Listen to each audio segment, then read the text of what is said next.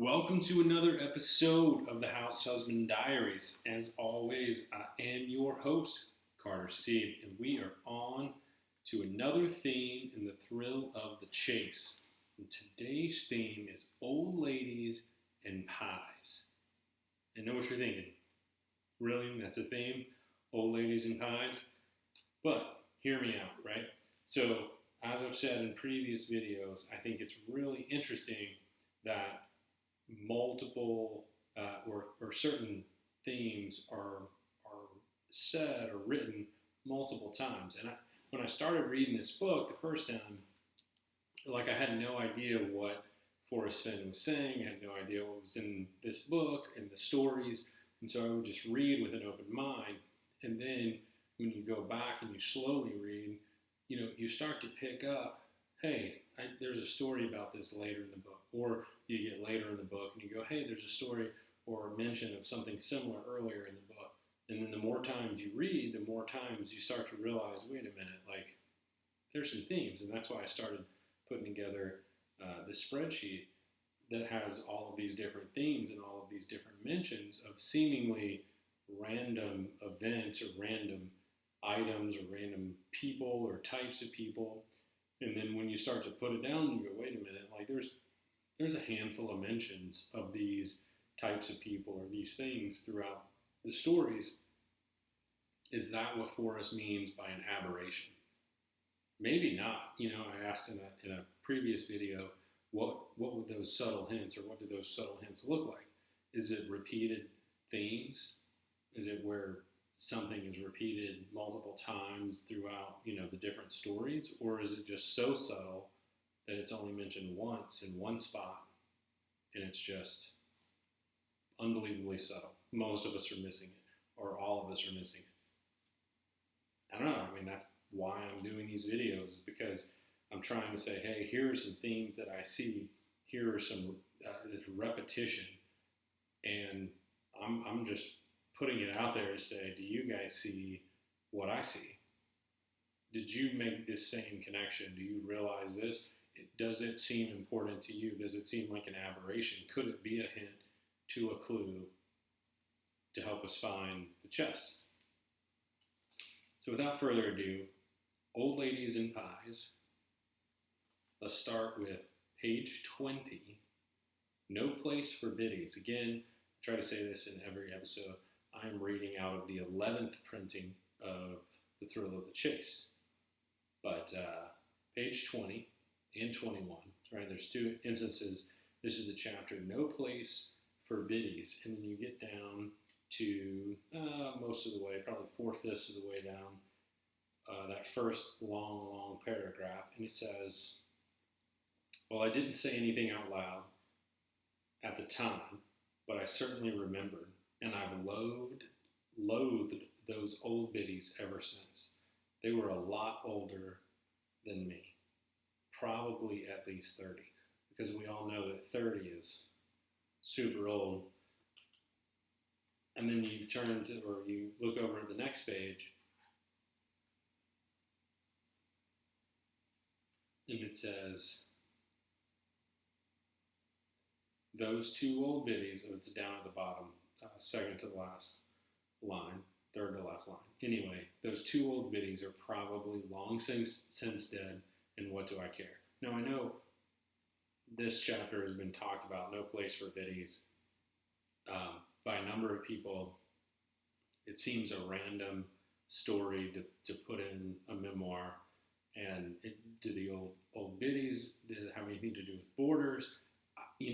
I don't really know about those connections, but I think it's interesting that he talks about these older ladies in this chapter, and then, as we'll see, he mentions it, old ladies, at least 4 other times, and I may be, I wouldn't say a 5th time, but, and I may have missed some, but I know there's at least 4 or 5 additional places where he mentions old ladies and also pies. Not always together, but I think it's an interesting coincidence. Maybe it's one of those aberrations out there on the edge. So the next instance is page 24, Jump-starting the learning curve.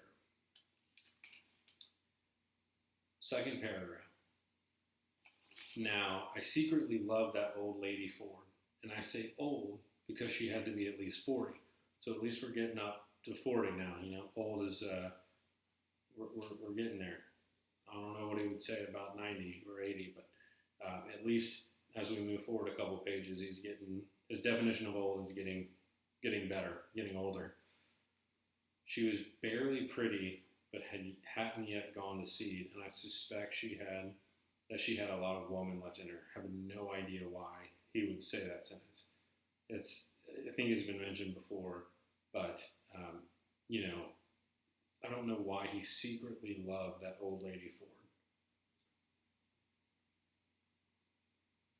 And people have speculated, is Ford just a kind of a pseudonym that he just, is just that, he's just using this Ford as a name, or was this teacher actually Miss Ford?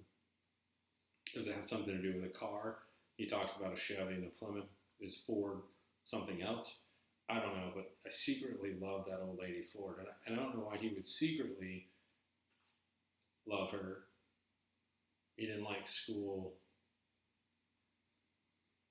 I don't know. Maybe he's just being honest. Maybe he's just saying, hey, I had a crush on one of my teachers. Could be as simple as that. And we're looking too much into it, or at least I'm looking too much into it, right? Okay. Next mention of old ladies and pies. Page 33. My Spanish toy factory. He talks about walking a mile to school on cold mornings. It's that second long paragraph on page 33. And then he says, I remember the beautiful old gray-haired lady who did the cooking. The price of a pineapple pie was a nickel, or two for a nickel if they were broken. And then he goes on to say, I still remember that grandmotherly look on her face, and I've thought about her in some of my best dreams. I might do an episode, a theme on dreams, because he mentions dreams a number of times too. I haven't really, I haven't really cataloged that for every time, so I need to do some more research. But that comes up as I'm doing this other research and I'm doing these other videos. It seems like dreams come up a number of times, so I'll look at that and maybe we'll do a video on that. Then it says, if I could find where she's buried, I'd slip out there some dark night and push a nickel under her grave marker and just leave it there. Somehow I sense she knows that and is smiling down at me. Now, grave markers is another one that comes up multiple times, and it's been mentioned several times, a lot of times on blogs, on vlogs. And I know that, I think Forrest came out and said it's not in the cemeteries, to stop digging up cemeteries. That was a long, long time ago, like early in the chase, because people thought maybe it was in an outhouse, a home of Brown, or in a graveyard because of that. But it's interesting that these old ladies, mentions of old ladies, come up with some of these same,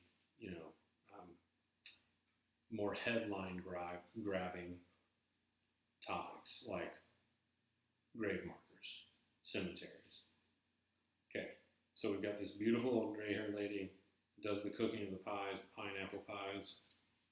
How many pineapples do they have in Texas in the 40s? I don't know. That's an aside. That's not my notes. That's just kind of like a random thought. Like, were we doing like a whole lot of international shipping of fruits and vegetables? I don't know. Maybe we were. Maybe we weren't. Were they really pineapple pies? Has anybody ever had a pineapple pie? I've never had a pineapple pie. I don't think. I don't know. Pineapple upside down cake? Is that what they call that? Is that what he says in this other story? Maybe I've had that, but that's just like a piece of pineapple because it's upside down. There's just a piece of pineapple. It's not like pineapple pie. When I think of a pie, I think of like apple pie, and there's like fruit pies, cherry pies. Where I'm from, pecan pie. I know it's pecan, but let's be honest. I don't know, pineapple pie. I don't think pineapple has anything to do with salt, honestly. I'm just kind of messing around. So, last two mentions of old ladies. Actually, not the last two. Two of the last. Page 48 and 49. The Totem Cafe Caper. Second paragraph. But there was a wonderful old lady. He always has the most encouraging and uplifting adjectives of old lady. The beautiful old lady, the wonderful old lady. He loves old ladies. I don't know why. It's weird, but it's in there. But there was a wonderful old lady who also worked there. We called her Grandma, and she made cherry and apple pies that smelled pretty good. Cherry and apple pies seems more congruent with what I know. I don't know what they did in Texas back in the 40s, but cherry and apple pies smelled pretty good.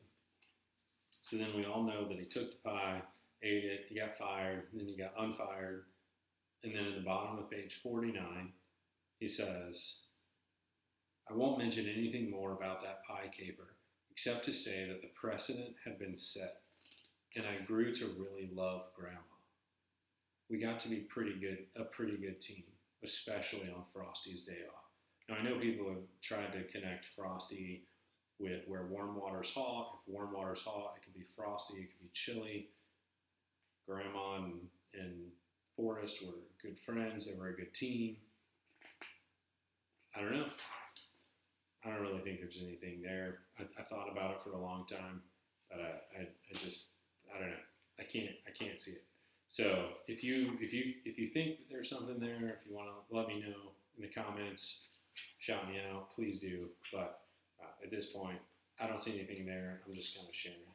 And then the last time that I will mention, or that Forrest mentions, old ladies, and I don't have it written down, but I remembered it as I was sitting here. So sitting here recording this episode is, in my edition, it's page 115, and it's Tea with Olga. And I know this chapter has been thoroughly covered by a number of people because of the types and colors of tea, but Olga was also getting up there in age, and she was battling cancer, and there's a story, but she's not mentioned as an old lady, I don't believe, but she is up there in age, an elderly lady that is mentioned. Obviously, there's an entire chapter about her, so I had to throw that in there at the end, since the theme of this episode is old ladies and pies. So that's 1, 2, 3, 4, 5, 6, 7 mentions of old ladies and pies, or pies. Is that an aberration? Is that just because he randomly had a handful of stories that involved old ladies, and that's why he put them in his memoir? It just seems odd to me that in a very full life of being a fighter pilot in Vietnam and an art gallery owner in Santa Fe, that when you write your memoir that's attached to hiding a treasure that is worth several $1 million, that you would put stories of the memories of these old ladies. Why is that? Is it important, or why is that important? It seems like there might be a connection, a subtle hint to some of the clues in the poem that lead us to the treasure. He loves them. They gave him stuff. He'd go out and hide nickels under their grave markers. The billets. Who knows? Let me know your thoughts. Put them in the comments. Email me, carter@hhdiaries.com. And thanks for watching so much. Keep the feedback. Keep the love. I love doing this. So I will check you on the next episode of the House Husband Diaries. Thanks so much.